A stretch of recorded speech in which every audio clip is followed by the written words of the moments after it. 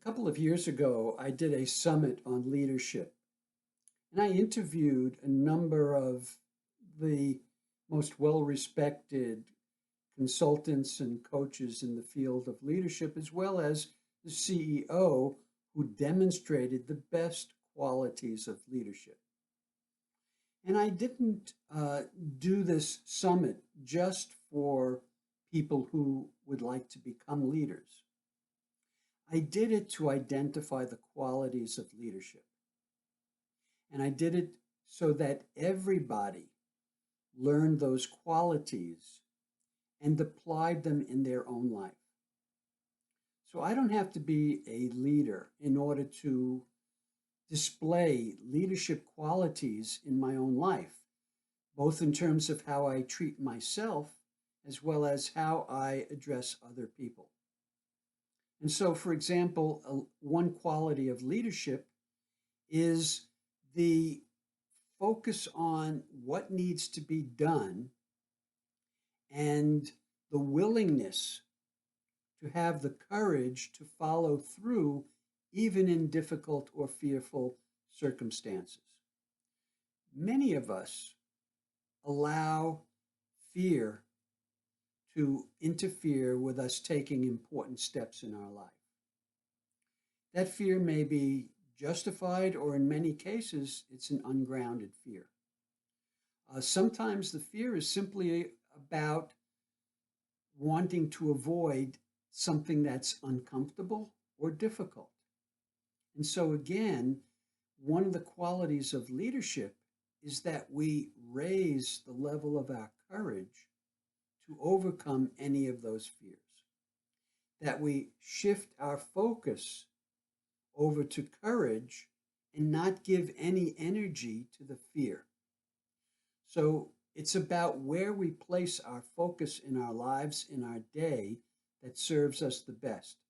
And usually, what serves leaders the best is knowing what we want to accomplish today, as well as in our lives, and making sure we're not sidetracked by anything in the day that's less important than the goals we set out to achieve.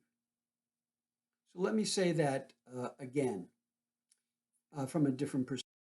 And that is that I encourage all of you to adopt qualities of leadership in your own life. Be the leader of yourself and to be the leader of your life. That's the first thing. That's how I suggest you frame your day, frame your life, and frame yourself within the context of your life. From that perspective, you take the attitude that you're not going to let anything get in your way. That's the attitude of a leader. Nothing is going to get in the way of me achieving my goals.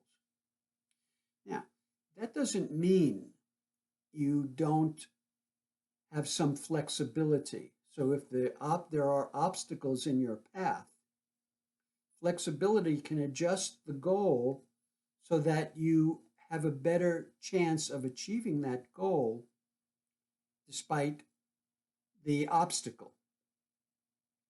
Now, I talk about a lot of these things in my new book coming out June 4th, The 9 Pillars of Resilience, The Proven Path to Master Stress, Slow Aging, and Increase Vitality. The qualities of leadership is part of my 5th pillar, which is optimal mind, balance, and focus, optimal mindset.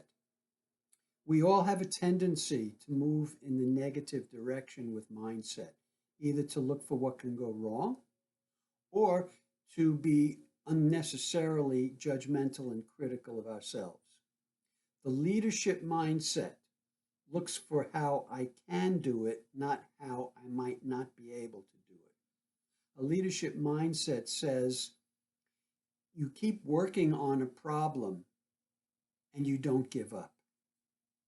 A positive mindset, a leadership mindset, is always looking to engage in the challenge rather to either shrink from the challenge or to engage from this place of, do I really have to do it? No, a leader says, whatever needs to be done, I'm going to do it, and I'm going to do it enthusiastically. So I encourage all of you to start experimenting with being a leader in your own life. And this is something I address and help you move through in my new book, The 9 Pillars of Resilience, available on the 4th of June. And you could check it out at my website, drstephensideroff.com.